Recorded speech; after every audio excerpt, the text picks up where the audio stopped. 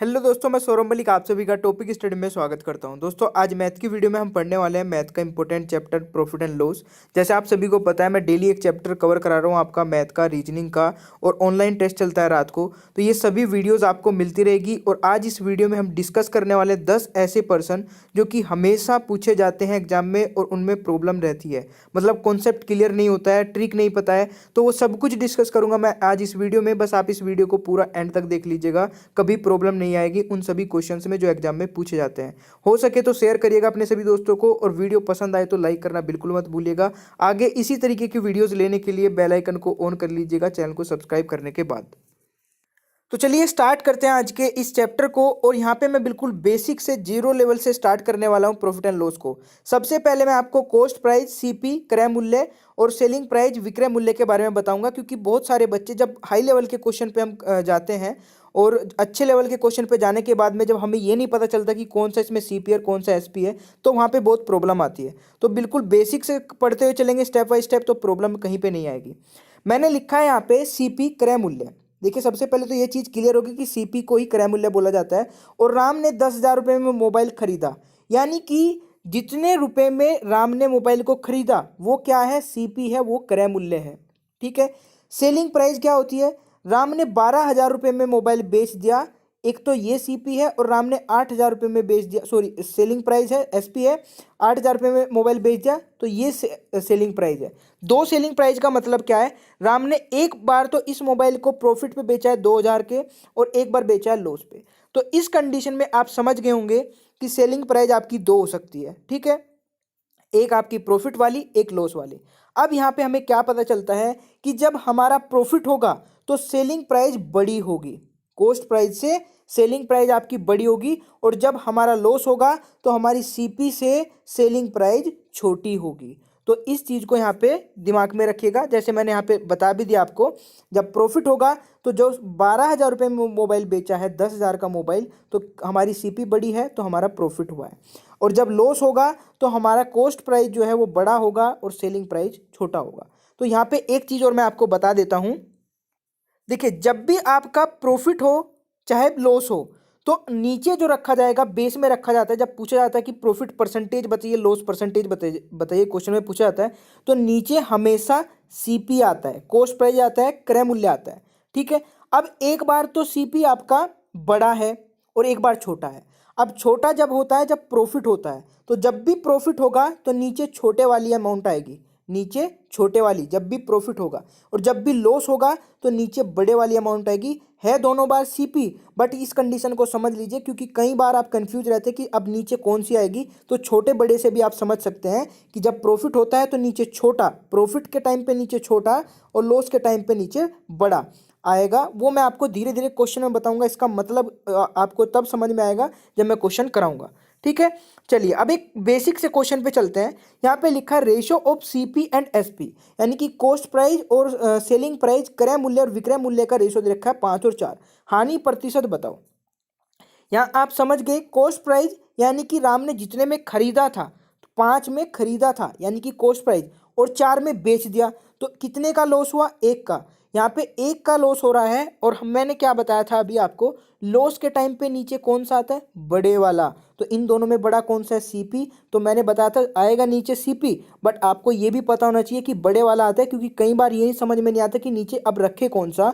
तो आप समझ जाइए कि नीचे बड़े वाला आएगा। जब लॉस होगा तो 1/5 गुना 100 कर दीजिए, 20% का लॉस आपका राइट आंसर आ गया। ये तो बेसिक सा क्वेश्चन है। ठीक है, धीरे धीरे लेवल को बढ़ाते हुए चलेंगे। आपका नेक्स्ट क्वेश्चन है क्वेश्चन नंबर 2। किसी रेडियो को 25% हानि पर बेचने से 510 रुपये प्राप्त होते हैं, तो बताओ 25% लाभ प्राप्त करने के लिए उसे कितने में बेचना चाहिए। तो यहाँ पे जब भी किसी वस्तु को हानि पे बेचा जाता है, तो आपको क्या करना है, 100 माइनस जितनी हानि पे 25, तो 25 माइनस कर दीजिए, यानी कि उसे 75% पे बेचा गया। अगर किसी वस्तु को प्रॉफिट पे बेचा जा रहा है, लाभ पे बेचा जा रहा है, मान लीजिए 25% के लाभ पर बेचा जाता, तो 100 प्लस 25 करते, तो वो 125% की वैल्यू पर बेचा गया था। तो यहाँ पे क्या हुआ है कि रेडियो को 25% हानि पर बेचा गया और 510 रुपये मुझे प्राप्त हुए। तो जो मेरी सीपी थी, क्रय प्राइस था, क्रय मूल्य था, वो 100% होगा, बट जब मैंने उसको बेचा तो मुझे मिले 25% हानि के प्राइस, यानी कि 75% मिले सिर्फ मेरे को, क्योंकि 25% की मुझे हानि हुई है और जो उसके प्राइस थे 25% हानि के वो 510 रुपये थे। यानी कि आपको मिला 75% की वैल्यू। 100 में से 75% की वैल्यू के इक्वल क्या है, 510 रुपये। आपको निकालना क्या है, तो बताओ 25% प्रतिशत लाभ प्राप्त करने के लिए उसे कितने में बेचा जाना चाहिए। तो यानी कि जब मैं उस 25% उस पर लाभ कमाऊंगा तो मैं उसे कितने में बेचूंगा, 100 प्लस 25 में, तो 125 में मैं उसको बेचूंगा। तो आपको क्या करना है, 75% की वैल्यू आपको पता है, तो 510 को 75 से भाग कर दीजिए और 125 से गुणा कर दीजिए। तो कितनी बार जाएगा, 25 पंजे 125 और 25 दिया 75 और 3 से जाएगा 510, 170 बार, 170 की 5 में कर देंगे तो 850। तो अगर मैं इस वस्तु को 850 में बेचता हूं तो मुझे 125 यानी कि 25% का प्रॉफिट होगा। ठीक है, तो ये 850 125% की वैल्यू हो जाएगी। समझ गए। जब मैं इसको 75% पे बेचता हूं तो 510 मिलते हैं, और जब मैं इसको 125 पे बेचता हूं यानी कि 25% लाभ पे बेचता हूं तो 850 रुपये मुझे मिलते हैं। समझ गए, कॉन्सेप्ट क्लियर है, कोई प्रॉब्लम नहीं है। इस टाइप का क्वेश्चन आपके एग्जाम में आ सकता है। चलिए नेक्स्ट क्वेश्चन एक और देख लेते हैं इसी तरीके का, ताकि डाउट ना रहे बिल्कुल भी। एक साइकिल को 2850 रुपये में बेचने से एक दुकानदार को 14%, यहाँ पे 14% लिखा है, का लाभ होता है। यदि लाभ कम करके 8% रखा जाए तो विक्रय मूल्य होगा। उसका हमें सेलिंग प्राइस बताना है 8% के प्रॉफिट का। मैंने फिर बताया आपको कि हमारी कॉस्ट प्राइस कितनी होती है, 100% होती है, और उस पर यहाँ पे 2850 रुपये में बेचने पर 14% का लाभ हो रहा है। इसका मतलब क्या है कि 114% पे बेचा होगा मैंने। जब 14% का लाभ हुआ, 100 प्लस 14 कर लेंगे तो 114% पे बेचा होगा, यानी कि 114% की वैल्यू मुझे पता है 2850 है। तो 2850 114% की वैल्यू है, तो मुझे चाहिए कितना, 8% का लाभ चाहिए बस। यदि लाभ कम करके 8% रखा जाए, अगर मुझे 8% ही लाभ कमाना है तो इसका मतलब मैं 108% पर बेचूंगा, और 114% की वैल्यू को मैं डिवाइड करूंगा 114 से, 2850 को 114 से भाग कर दूंगा, और केवल मुझे चाहिए 8% प्रॉफिट, यानी कि 108 से मल्टीप्लाई कर दूंगा। तो ये कितनी बार जाएगा भाई, 2850 जाएगा 114 से 25 बार, और 25 की 108 में करेंगे तो 2700 आपका राइट आंसर आ जाएगा। दोस्तों मुझे साथ ही साथ ये बताते रहिएगा कि आपको क्वेश्चन समझ में आ रहे हैं। अगर वीडियो पसंद आ रही होगी, समझ में आ रहे होंगे, तो लाइक का बटन दबाइएगा, ताकि मैं ये देख सकूं कि कितने बच्चों को यहाँ पे समझ में अच्छे तरीके से आ गया, आंसर आ गया। ठीक है, चलिए फिर नेक्स्ट क्वेश्चन पे चलते हैं। क्वेश्चन नंबर 4 है। देखिए क्वेश्चन ये बिल्कुल भी हार्ड नहीं है, बट यहाँ पे कंफ्यूजन रहता है, वो मैं क्लियर कर देता हूँ क्वेश्चन नंबर 4 का। अभी जब वीडियो का आप पूरा एंड तक देखेंगे ना, कुछ क्वेश्चन इतने इंटरेस्टिंग और इतने इंपॉर्टेंट है कि मज़ा आ जाएगा, कि आप बोलेंगे कि हाँ यार ये क्वेश्चन में मेरे को प्रॉब्लम रहती थी, और उसके बाद नहीं रहेगी। ठीक है, क्वेश्चन नंबर 4 है, विकास ने 12,000 रुपये का सामान खरीदा, उसे दुकान तक लाने में 2,000 रुपये का अतिरिक्त खर्च पड़ा। यदि कुल सामानों की संख्या 700 है, उसे विकास ने 23 रुपये प्रति सामान की दर से बेच दिया, तो उसे कितना लाभ हुआ। अब यहाँ पे थोड़ा ध्यान से देखिए, विकास ने 12,000 रुपये का सामान खरीदा, सीपी उसकी क्या बनेगी, 12,000 रुपये का सामान खरीदा, 2 रुपये उसे अतिरिक्त खर्च पड़ा है उसे दुकान तक लाने में, तो 2,000 रुपये वो भी ऐड कर देंगे। भाई कॉस्ट प्राइस क्या होती है, हमारी लागत। जब किसी सामान को हमने खरीदा और उसमें एक्स्ट्रा भी खर्चे हो रहे हैं तो वो भी तो उसकी लागत ही हुई ना, तो 2,000 वो भी इसमें प्लस कर देंगे। यहाँ पे ये वाली गलती बहुत सारे बच्चे कर जाते हैं, इसको ऐड नहीं करते हैं। तो उसका जो सीपी बन गया वो कितना बन गया, 14,000, 14,000 रुपये का उसका कॉस्ट प्राइस बन गया। अब यहाँ पे बोला जा रहा है कि जो उसने टोटल सामान है वो 700 है, अगर उसने 700 सामानों को 23 रुपये प्रति सामान के हिसाब से बेच दिया तो कितने के हो गए, ये हो गए 16,100 रुपये के। यानी कि उसने 16,100 रुपये में बेचा 14,000 रुपये का सामान, तो कितना प्रॉफिट हुआ, ये आपका हो जाएगा 14,000 को इसमें से माइनस कर देंगे 16,100 में से, तो 2,100 रुपये का प्रॉफिट हुआ। ये आपसे पूछा गया था। ठीक है, तो ये बहुत सिंपल सा एक क्वेश्चन था, कोई प्रॉब्लम नहीं है, सारे टाइप की क्वेश्चन आने चाहिए। किसी भी टाइप का क्वेश्चन आ जाए तो प्रॉब्लम नहीं आए, ऐसा होना चाहिए। अब एक ये क्वेश्चन है, बड़ा फेमस क्वेश्चन है, यहाँ पे अब मैं समझाऊंगा आपको कि बड़े छोटे का मतलब जो मैं आपको बता रहा था शुरू में, उसका क्या यूज है। क्वेश्चन नंबर 5, एक बेईमान दुकानदार 1 किलोग्राम के स्थान पर 950 ग्राम ही तोलता है, और वह कहता है कि मैं सभी वस्तुओं को क्रय मूल्य पर ही बेचता हूं, तो उसका लाभ प्रतिशत बताओ। तो दोस्तों सबसे पहले क्वेश्चन का मतलब समझते हैं।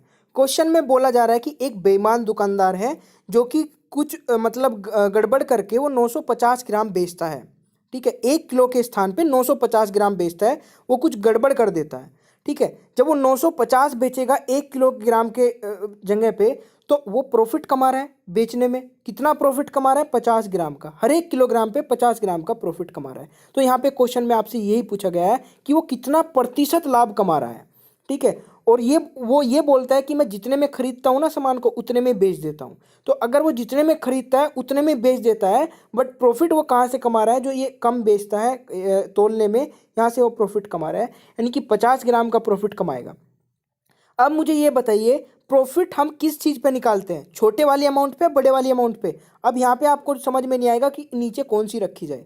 अगर समझ में आ रहा है तो बहुत अच्छी बात है, अगर समझ में नहीं आ रहा है तो प्रॉफिट हमेशा छोटे वाली अमाउंट पे निकाला जाता है। तो छोटे वाली नीचे रख दीजिए, 50/950 और गुणा 100। तो यहाँ 0 से 0 कट जाएगी, 5 से 95 जाएगा 19 बार, 100 को 19 से भाग करेंगे कितनी बार जाएगा? 5 से 5/19। तो ये हो जाएगा आपका राइट आंसर। अब समझ में आ गया कि जब आपको ये समझ में ना आए कि नीचे कौन सी अमाउंट रखी जाएगी, तो प्रॉफिट होते ही नीचे छोटे वाली अमाउंट, लॉस होगा तो नीचे बड़े वाली अमाउंट, बस आपको इतना करना है। चलिए, आशा करता हूं कि समझ में आ गया होगा। नेक्स्ट क्वेश्चन पे चलते हैं। एक क्वेश्चन और देखिए, अभी परसेंटेज का चैप्टर मैंने आपको कराया था, और परसेंटेज का एक वीडियो है जो ज़बरदस्त वीडियो मैंने बनाई थी, उसका लिंक नीचे दे दूंगा डिस्क्रिप्शन बॉक्स में, उसे देख लीजिएगा। वहाँ पे भी मैंने ये आपको ट्रिक बताई थी कि इसका अभी बहुत यूज होगा, और अब ये प्रॉफिट एंड लॉस में भी आ गई है। तो इसको देख लेते हैं कैसे इसका यूज करते हैं। एक बेईमान दुकानदार सामान खरीदते समय 10% की गड़बड़ करता है तथा सामान बेचते समय भी 10% की गड़बड़ करता है, तो बताओ उसे पूरे सौदे में कितना लाभ होगा? अब ये क्वेश्चन बड़ा इंटरेस्टिंग सा है, और यहाँ पे बहुत सारे बच्चे इसमें लगाएंगे तिकड़मबाजी कुछ और करके, बट अगर आपको पता है इस ट्रिक का तो आप इसे कर लेंगे सेकंडों में। इसको तो रट लीजिए, ये बहुत इंपॉर्टेंट है, बहुत सारे क्वेश्चन को ऐसी चुटकियों में हल कर देते हैं।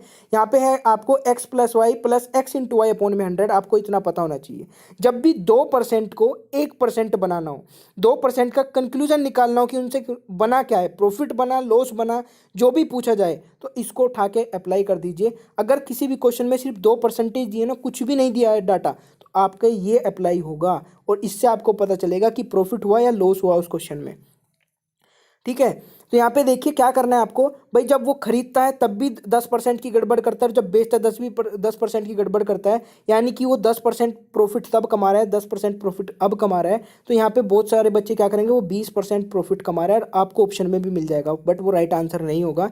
यहाँ पे आपको क्या करना है, 10 + 10, ठीक है, प्लस 10 × 10/100 आपको करना है। तो 10 + 10 कितना हो जाएगा? 20, और ये 0 से 0 कट जाएगा, 1 की 1 में करेंगे तो 1, तो उसे 21% का प्रॉफिट हो रहा है। ये आपका होगा सही आंसर।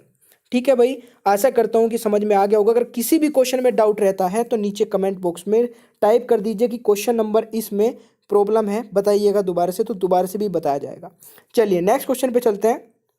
क्वेश्चन नंबर 7, देखिए ये इतना फेवरेट क्वेश्चन है अलग अलग एग्जाम में।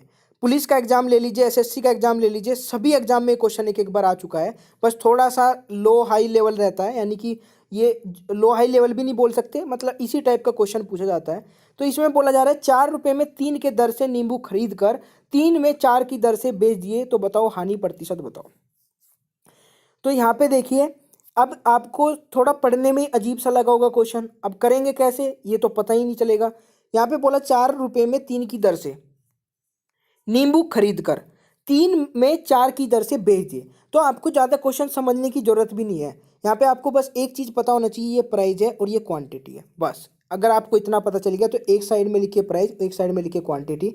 4 में 3 खरीदे ये सोचिए, और 3 में 4 बेच दिए, तो ऑब्वियसली बात है आप सीधा सीधा देख सकते हैं हुआ तो लॉस ही है।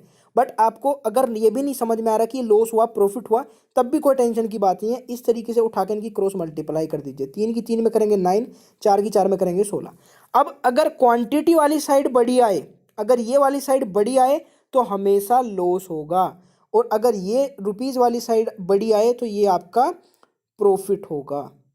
समझ गए? लॉस कब होगा? जब क्वांटिटी वाली साइड बड़ी आए, और प्रॉफिट कब होगा? जब आपका रुपीज़ वाली साइड बड़ी आए।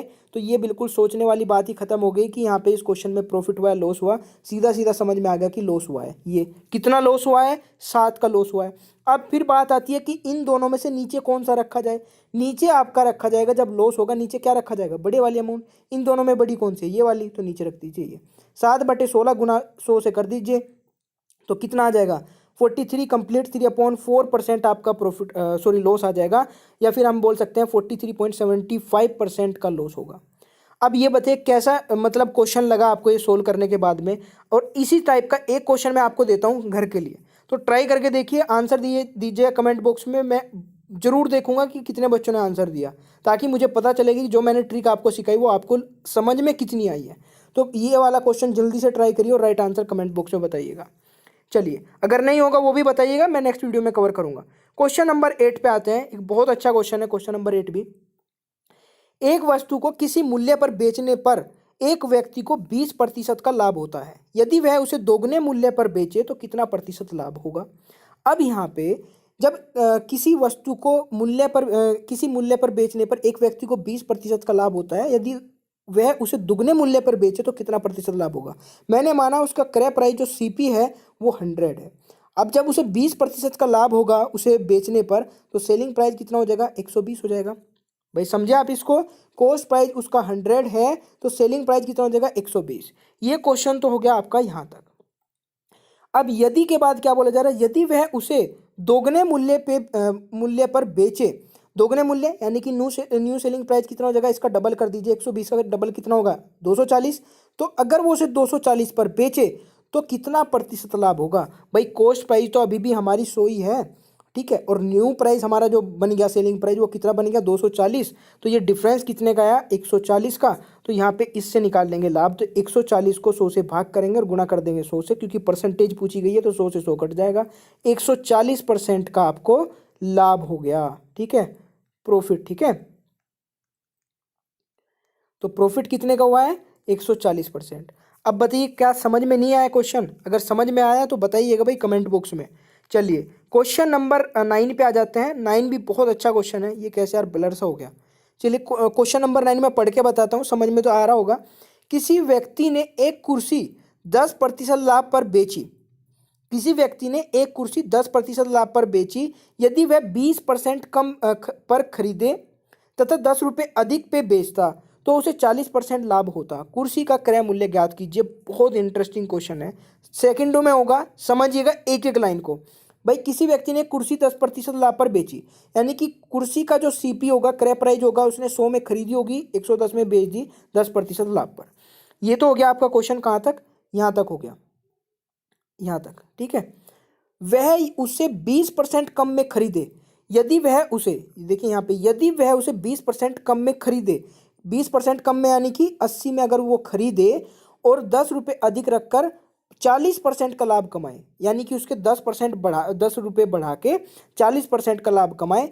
अब जब वो 80 रुपये में उसे बेचेगा तो अब मैं 80 पे तो 40% का लाभ कमाऊंगा। जब मैं उसे 80 में खरीदूंगा, सॉरी, तो उस पर जो 40% का लाभ मेरे को कमाना है वो 80 पे तो कमाना है। मैं उसमें 20% कम में खरीद रहा हूँ, 80 रुपये में खरीद रहा हूँ मान लीजिए। अब उस पर 40% का लाभ मैं 80 पे तो कमाऊंगा, तो 80 पे 40% का लाभ कमाने के लिए 100 से भाग करूंगा, 140 से मल्टीप्लाई कर दूंगा, समझ गया। तो यहाँ पे 112 रुपये में उसे बेच रहा हूँ मैं, यानी कि 112% में, सॉरी। जब मैं उसे 100% में खरीद के 110% में बेचता था तो 10% का लाभ होता था। जब मैं उसे 80 में खरीद के 112% 80% में खरीद के 112% में बेचता हूँ तो मुझे कितना 40% का प्रॉफिट होता है। 80% में खरीदा, 112% में बेचा, 40% का प्रॉफिट हुआ। अब यहाँ पे क्या बताया जा रहा था कि ये जो इनके बीच का डिफरेंस कितना है, यहाँ से 110% था, 112 हो गया, यानी कि वो उसे यहाँ पे 2% का इंक्रीमेंट हुआ है। और ये किसकी वजह से हुआ है, ये जो 10 रुपये बढ़े हैं यहाँ पे, ये जो 10 रुपये बढ़े हैं ये इसकी वजह से हुआ है। तो 2% के बराबर 10 है आपका, तो 100% के इक्वल क्या हो जाएगा, तो 2% के इक्वल ये है, 100% के इक्वल हो जाएगा आपका 10 को 2 से भाग कर देंगे और मल्टीप्लाई 100 से कर देंगे, तो 500 आपका राइट आंसर हो जाएगा। भाई समझ में आया ना। मैं जल्दी से एक बार और बता देता हूँ क्योंकि थोड़ा सा मुझे लग रहा है कि कहीं ना कहीं कोई पॉइंट रह गया है जो दोबारा से डिस्कस कर लेना चाहिए। सीपी था 100, 110 रुपये में उसे 110% पे उसे बेच दिया। जब वो 10% का लाभ कमाता है तो 100% की चीज़ को 110 में बेच देता है, 10% का लाभ हो जाता है। वो बोल रहा है कि इस क्वेश्चन में यदि वह 20% कम में खरीदे, 100% की बजाय वो 80% में खरीदे और उसे 10 रुपये अधिक रख के 40% का लाभ कमा ले, यानी कि अब मैं 80 पे ही तो 40% का लाभ कमाऊंगा, तो 80 को 100 से भाग करूंगा, 40% का लाभ कमाने के लिए 140 से मल्टीप्लाई कर दूंगा, यानी कि 112% में मैं उसको बेचता हूँ। 10 से बढ़ के 112 में बेच रहा हूँ, 2% का इंक्रीमेंट हो गया। 2% के इक्वल क्या हो जाएगा, 10 हो जाएगा, क्योंकि यहाँ पे 10 का इंक्रीमेंट हुआ था, 10 अधिक रखते हैं। तो 2% के इक्वल अगर 10 है तो 100% की वैल्यू आप इजीली निकाल लेंगे, तो इसलिए 500 आपका राइट आंसर हो जाएगा। अब क्वेश्चन नंबर 10 लास्ट क्वेश्चन है आज की वीडियो का, और लास्ट में एक क्वेश्चन मैं आपसे पूछूंगा, उसका आंसर देखते हैं कितने बच्चे यहाँ पे दे पाते हैं। क्वेश्चन नंबर 10 है, किसी वस्तु को 56 रुपये में बेचने पर उतना ही प्रतिशत लाभ होता है जितना वस्तु का क्रय मूल्य है। वस्तु का क्रय मूल्य क्या है? यहाँ पे बोला जा रहा है किसी वस्तु को 56 रुपये में बेचने पर उतना ही प्रतिशत लाभ होता है जितना उसका क्रय मूल्य है। जितने में उसे खरीदा था ना, उतना ही प्रतिशत लाभ होता है। ठीक है, तो हमें यहाँ पे एक चीज सीखनी है, ट्रिक है यहाँ पे बहुत अच्छी, कि जो 56 रुपये लिखे हैं ना, इसके ऐसे फैक्टर करने हैं कि दोनों की मल्टीप्लाई करके तो 56 आए और दोनों का डिफरेंस 10 आए। ये ट्रिक है। ठीक है, तो इसको जान लीजिए कि 56 के ऐसे फैक्टर क्या हो सकते हैं। 56 के बहुत सारे फैक्टर हो सकते हैं, बट ऐसा फैक्टर चाहिए जिसका डिफरेंस 10 आना चाहिए। ठीक है, तो 14 में से -4 करेंगे, 14 चौका 56, और 14 में से 10 माइनस करेंगे तो ये 4 माइनस करेंगे तो 10। तो अब आपका आंसर आ चुका है। आंसर क्या होगा? यहाँ पे प्रॉफिट पूछा है कितने मूल्य का प्रतिशत होता है, जितनी वस्तु का क्रय मूल्य। तो यहाँ पे जो छोटे वाली अमाउंट होगी बस उसमें आपको 0 लगाना है, छोटे वाला जो फैक्टर होगा, और वो इतने % आपका राइट आंसर हो जाएगा। समझ गए हैं इस क्वेश्चन को? अगर समझ में आ गया है तो ये क्वेश्चन नंबर लास्ट जो है इसको करिए, और लास्ट क्वेश्चन का राइट आंसर कमेंट बॉक्स में दीजिएगा। 2 क्वेश्चन मैंने आज घर पे करने को लिए आपको दिए हैं, तो दोनों को ट्राई करिए, और इसकी PDF आप डाउनलोड कर सकते हैं टॉपिक स्टडी के टेलीग्राम चैनल से, जिसका लिंक नीचे भी है, या फिर आप डायरेक्ट सर्च करिएगा टॉपिक स्टडी टेलीग्राम पे जा करके, तो वहाँ पे मिल जाएगा सबसे ऊपर ही। डेली PDF में अपलोड करता हूँ करंट अफेयर की, मैथ की और रीजनिंग की, और भी बहुत सारी वीडियो के लिंक जो आप तक नहीं पहुँच पाते कई बार, वो यहाँ से मिल जाते हैं, जो इंपॉर्टेंट वीडियोज़ होती है। अगर वीडियो पसंद आई है तो वीडियो को तो आपने लाइक कर ही दिया, अगर नहीं किया तो कर दीजिएगा। शेयर करना बिल्कुल मत भूलिएगा, ताकि किसी दूसरे बच्चे की भी हेल्प हो सके। कोई भी डाउट रहता है तो नीचे कमेंट बॉक्स में पूछ सकते हैं। आप मुझे डायरेक्ट फेसबुक पे फॉलो कर सकते हैं, इंस्टाग्राम पे फॉलो कर सकते हैं। सर्च करिएगा सौरभ मलिक, SAURABHMALIK, सौरभ मलिक सर्च करके आप मुझे फॉलो करके कोई भी डाउट रहता है वहाँ पे भी पूछ सकते हैं, क्योंकि सब कुछ मतलब यूट्यूब पे पूछना पॉसिबल नहीं होता है। हज़ारों लाखों की तादाद में कमेंट आते हैं, तो उनको रीड करके वहाँ पे रिप्लाई देना पॉसिबल नहीं हो पाता है। तो ये आपका, और फेसबुक पेज पे भी आप मैसेज कर सकते हैं, टॉपिक स्टडी का फेसबुक पेज भी है, इंस्टाग्राम पेज भी है टॉपिक स्टडी का अलग से। तो चलिए फिर मिलते हैं नेक्स्ट वीडियो में। वीडियो को देखने बहुत बहुत धन्यवाद। आपका दिन शुभ हो।